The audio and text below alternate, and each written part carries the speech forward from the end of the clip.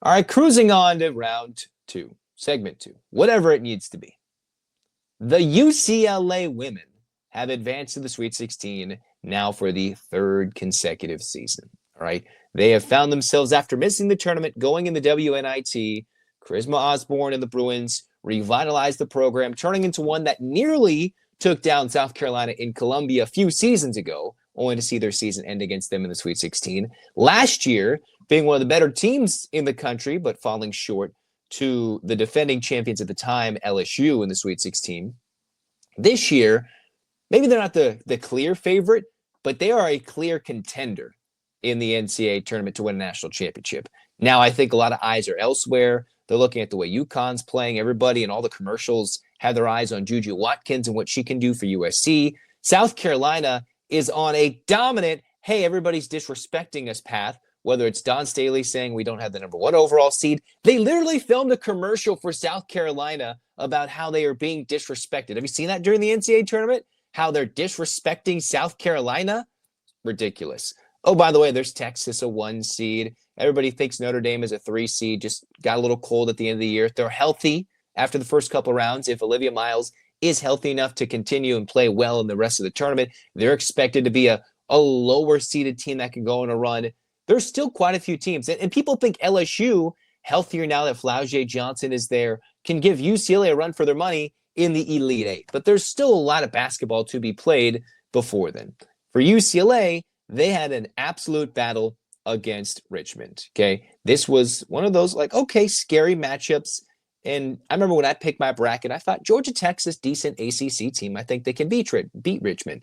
No, Richmond, the Spiders from the Atlantic 10 came through as the A10 champs, 17-1 overall, 28-6 coming into the game with Maddie Dugan and one of the best shooting teams in the country. If you watch that game on Sunday night in Poly, you're like, how are the Spiders 6 of 6? Well, they came into the game as the second best shooting team in the country. So Richmond, if you go on the short list as the best field goal percentage across all of women's college basketball, Richmond, you have UConn, who's 51%, and then Richmond. Now, UCLA on that list is number 6, but all the teams that are the top shooting teams in the country, UConn, a 2 seed, they're battling in the NCAA tournament, expected to go deep. Richmond pulled off a first-round dominant victory over Georgia Tech. Notre Dame at 49%. Grand Canyon, a 30-win mid-major squad. Kansas State in the Sweet 16. UCLA in the Sweet 16. All right? So the top 6 teams, top 7 teams, if you really get down to it, all tournament teams, all teams that were either capable of winning a game in the NCAA tournament or like Grand Canyon had 30 wins and the longest active winning streak in the country before their season ended. So it's not like Richmond was any slouch, okay? They came in off of Dugan's 30-15 effort against Georgia Tech in front of what was an empty Pauley Pavilion in the first game of a doubleheader. They come in, and Maddie Dugan was red hot. I thought UCLA might be okay when they lobbed it to Lauren Betts and got an easy bucket. No, Richmond in that first quarter came to play. They shot 72%, hit their 2 threes, and were not missing. In the second quarter, they cooled off, if you will, and shot 58%. 58% is normally good enough to win many quarters. Overall, in the first half, they went 4 of 7 from 3. That's normally enough for the Spiders, who had a good motion offense, rotating on a curl, getting wide open backdoor cuts for layups, which is something future opponents UCLA could face in the Sweet 16 and beyond can exploit.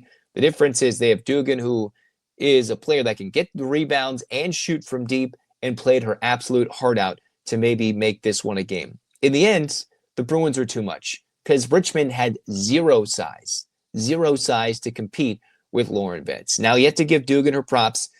27 points, 7 assists, 2 blocks, 6 rebounds, a superhuman individual effort. Rachel Olstrom with 18 points on good shooting. You had Addie Budnick on 10 points. But it was the other players that just couldn't make as much happen late in the game. When they were shooting 70%, they regressed down to 51%. Still dominant, still right around their season average, but their three-point shooting wasn't as good. They were 8 of 19, which is a good number usually for UCLA, but Richmond needed to have a superhuman effort to win this game. And I thought Richmond would give UCLA a game. They did, leading after the first quarter. This game was tied heading into halftime, and the Bruins then flipped a switch. They flipped a switch, and all of a sudden, this wasn't the same UCLA team, okay, in a good way. They found Lauren Betts, gave her the ball. Lauren Betts, you're seeing her ranking among all the best UCLA centers all-time, basketball, men's and women's. The people are talking how dominant she is because of her footwork, everything from how she's transformed as a player, as a person. If you didn't read the ESPN story about what she's gone through the last 2 years, I would highly encourage it. I'm not diving into that right now, but a great article. They talked about it during the broadcast of how she had to overcome a lot from being as a kid growing up into the star she's become today. 30 points, 14 rebounds, 4 assists, couple of blocks, and a steal in 32 minutes. 14 of 17 shooting. She missed 3 shots. And if UCLA was better at getting her the basketball, like much better, she could have like 40 points. Could have had 40 points in this game. UCLA, Lauren Betts could average, I think, in my mind, although defenses have found ways to stop her from getting the ball or harass her in the paint defensively. If they were better at getting her the basketball, she could average a lot more than her 19 and 9. But they do struggle. Here, Kiki Rice, 23 points, 7 assists, couple of rebounds, was really good, was lights out from 3, 4 of 6. That's not normally a Kiki Rice thing, but with them triple teaming, double teaming, packing the paint, that left UCLA shooters open, and Kiki Rice led the charge with that second half 3-point shooting, and the Bruins just absolutely wiped the floor with the Spiders. They squashed the bug and said, get out of here. UCLA outscored Richmond 29-7 in that third quarter and just looked absolutely dominant in doing so. Getting Lauren Betts the basketball, Kiki Rice doing great things. This is the same team that last year, when hosting the second round as a 2 seed, played Creighton, right? Similar record as Richmond, just a 7 seed versus a 1 to an 8 seed like this one was. Creighton came out leading at half versus UCLA by 8. So a similar type battle, although the Bruins weren't trailing in this game at the half. And it took a Lauren Betts, Kiki Rice turnaround in the second half to not get upset, and they advanced to the Sweet 16. This one, it just felt like UCLA wasn't nervous. Last year, maybe they had some nerves. They were learning how to be good, how to be great. This year, it was like, okay, they gave us our best shot, and they're tied. And one thing that was great about the Bruins in this game, it's plagued them the entire season, turnovers. UCLA had only 5 turnovers in this game compared to 25 assists. In this game, Richmond, 14 turnovers. That was a lot of the difference, right? In this game, UCLA scored 17 points off turnovers. Richmond scored 6. A game the Bruins won 84-67. The Bruins were able to grab some rebounds. After Richmond dominated the boards early, UCLA plus 12 in the rebounding category. Points in the paint, UCLA was scoring that. Second chance points, 27 second chance points. And UCLA hit more threes than Richmond. Richmond was a team that came in, wanted to shoot a lot of threes, make a lot of threes. And the Bruins were the team that shot more and made more. They still gave Lauren Betts her buckets, 30 and 14, 30 points and 14 rebounds, and was a force defensively. But it was the outside shooting. UCLA 8 of 18 from downtown in the second half. You saw Timea Gardiner hit 3 threes. London Jones hit a couple of threes. That was spectacular. And if Kiki Rice is hitting 4 of 6, then UCLA is almost unbeatable when they get as red hot as they do. And Richmond was a really, really good team. Don't be a little shocked that they struggled in this game. Richmond came ready to play. They're confident, and I thought this might happen. But the Bruins pulled away quite well in the second half. South Carolina, in their home gym, had to muster up some nonsense about how Indiana was talking trash, and that motivated them to struggle with Indiana for 40 minutes in a home gym just to advance to the Sweet 16. Okay? Think about what South Carolina's on. They're on their own mental game about everybody's disrespecting them in a game where they also struggle with an 8-9 matchup. They also had to battle with Indiana, who I think Indiana and Richmond, they're not mirror images of one another, but they like to play with 3-point shots. They can play good enough defense, and they can score at times, seeing how Indiana battled with UCLA. Indiana battled with USC in the Big Ten tournament, and I knew that they were going to struggle with South Carolina. It was going to be a struggle for those two teams for 2.5 to 3 quarters, which is exactly how it played out. Now, I knew South Carolina was going to win that game. Indiana hadn't proven that they could beat a team like that, but I knew they would have a good battle in Columbia. So it's not like UCLA was the only one seed struggling to beat a team like this, all right? Those are good quality teams. The depth of women's college basketball is slowly getting to the point, that an 8 or 9 seed might be consistently capable of beating a 1 seed. We're not there yet, especially since they're playing in true road environments, right? It's not like a team like Richmond was going to come across the country and beat UCLA in their home gym, or Indiana was going to do the same thing in a packed out house in South Carolina. That was not going to happen. But we're getting to the point where those games are matchup based and pretty close. Creighton almost did it to UCLA last year. Richmond hung for 20 minutes, but the better teams prevailed, and two of the top seeds, the top 2 seeds, had to fight in their home arenas just to advance to the Sweet 16. Okay, now let's talk about what I was concerned about and what the next matchup in Ole Miss presents for UCLA here on Locked On UCLA.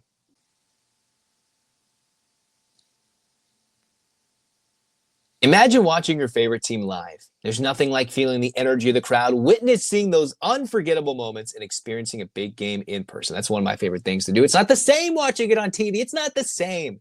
So getting tickets shouldn't be stressful, all right? You shouldn't be worried, where am I going to go? Am I going to sit? Are they real? Where am I sitting? Am I going to sit behind a pole? That's where Game Time comes in. You can get those last-minute tickets at unbeatable prices, all right? Game Time Picks is the curation that makes it easier to find better value for tickets to sports, concerts, comedy, theater, whatever is your choosing, whatever is your pleasure.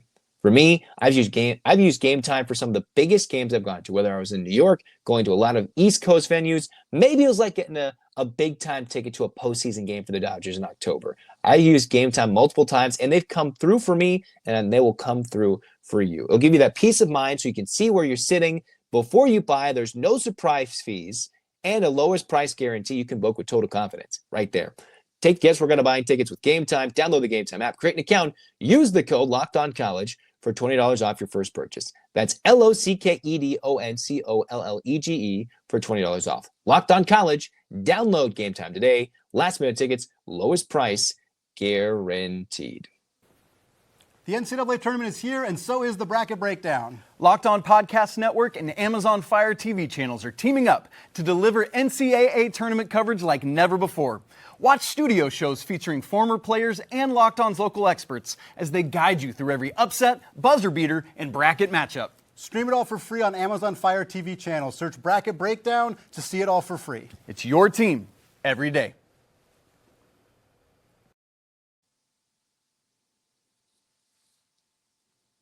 Well, it's the sweet life for the UCLA women. They're heading on to the Sweet 16. They're taking on the Ole Miss Rebels. But before we get there, let's talk once again some good and some bad from their last matchup against Richmond. Some things maybe you didn't notice, or things that should be, I think, praised and something to look out for in the next round.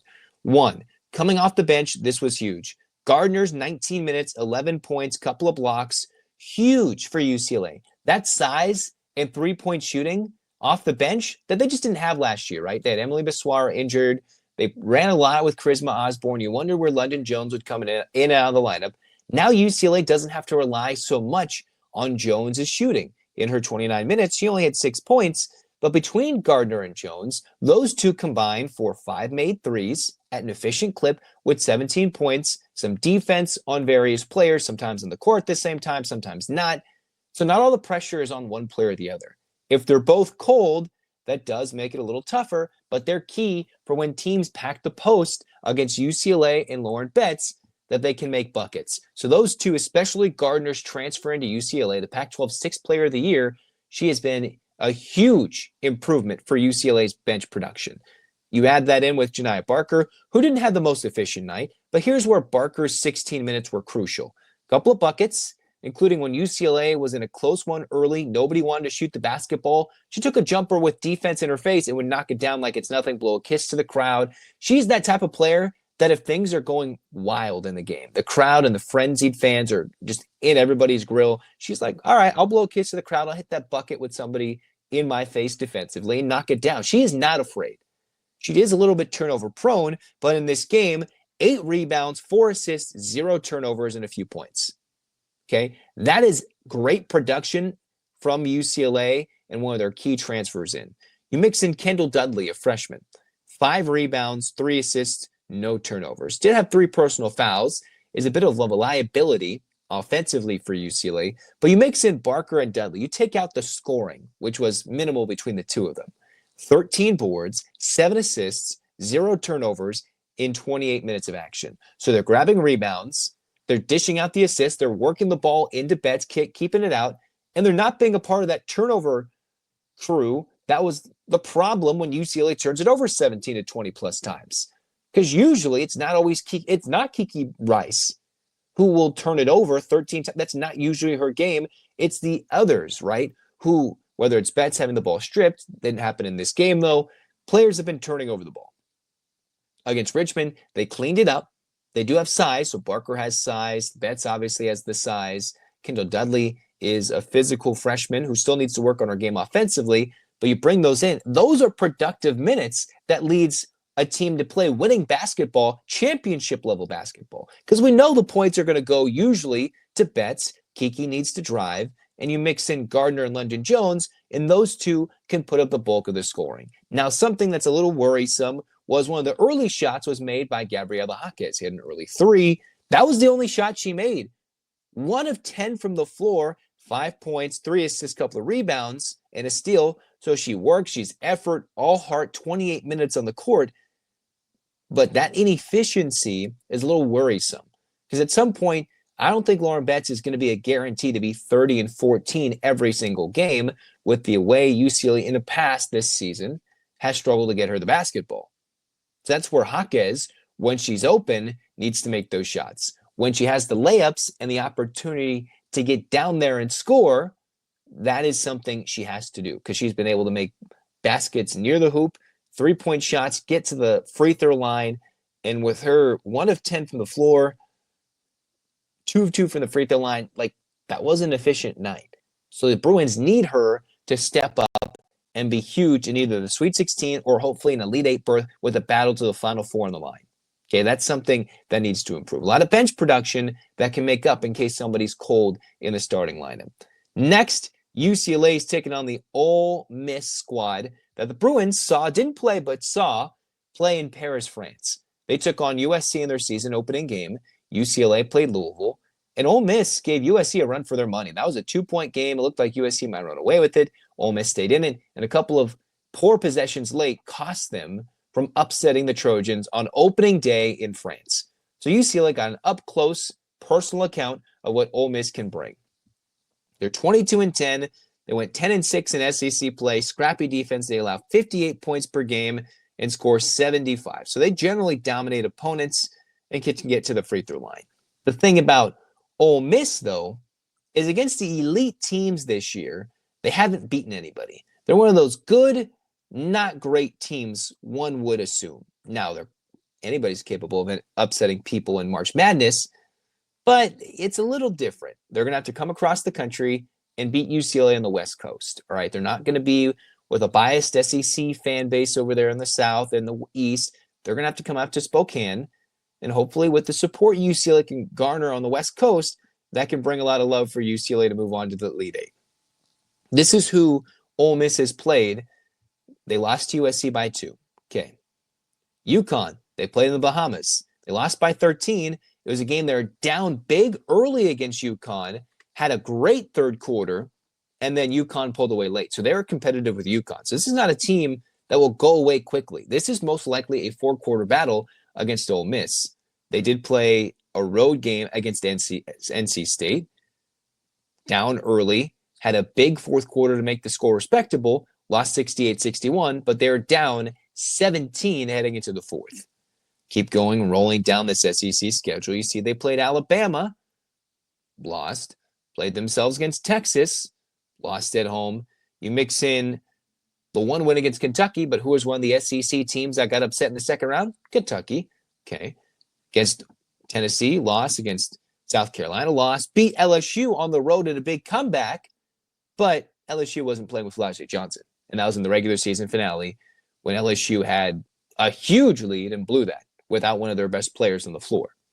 So their biggest win this year has come when the other team's opposing player, one of their 2 best players, did not play and blew a big lead. So they haven't beaten a lot of great teams, and the one big team in the SEC they beat, Vandy. I believe Vandy got upset early. Kentucky got upset early. So I'm not really painting the picture well there. So this is a very winnable matchup for the Bruins, but they are scrappy enough Ole Miss that we could see something similar to what Richmond brought in this game. They can be competitive, might go into the fourth quarter, but UCLA should win this game coming up. We'll go into more detail and keys and individual matchups next, but of course, as every game will show you, UCLA has the advantage in the post. They have a really good point guard. You've got some three-point shooting and some bench production that most teams just cannot replicate. Cannot. Especially Ole Miss, in my mind. Now, there's going to be more I can talk about, but in my mind, just the depth the Bruins play with, it's going to be a little different, okay? You mix and match. Some teams can get some big-time March moments. It's just that UCLA, you bring out, the starting five has been pretty consistent now for a little bit. We can bring out somebody who can score 10 points in either Gardiner or Barker. You know, it's just a continued battle. And UCLA should find themselves in the Elite Eight. We'll talk more about it next on Locked On UCLA. That's why you like, comment, subscribe, download. We'll follow the women's team on their journey through March into April, hopefully, and maybe they can get to their program's first Final Four in the NCAA era. Until then, a clap time, baby. And 1, 2, 3, 4, 5, 6, 7, 8. UCLA. UCLA, fight, fight, fight. This has been Locked On UCLA. Zach signing off. Go Bruins.